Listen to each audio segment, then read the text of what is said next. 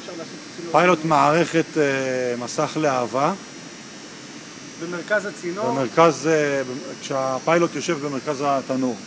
גובה הלהבה ניתן לראות אותה כרגע, הלהבה הגבוהה, ומיד אנחנו נראה תגובה של מסך הלהבה להכנסת גז.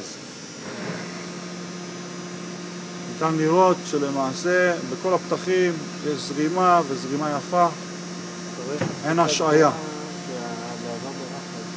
אמיר, תוריד בבקשה. לא, זה מרותח בו בפיק. כן, אבל תראה איפה יש הולך. כי זה מרותח בו בפיק, נו. תרים עוד פעם בבקשה. אין שום השעיה, על אש קטנה זה נדלק מיידית. זה עובד יותר טוב. סך הכל נראה טוב. מגשימים, כל מיני... הניסוי בוצע על תנור 5723.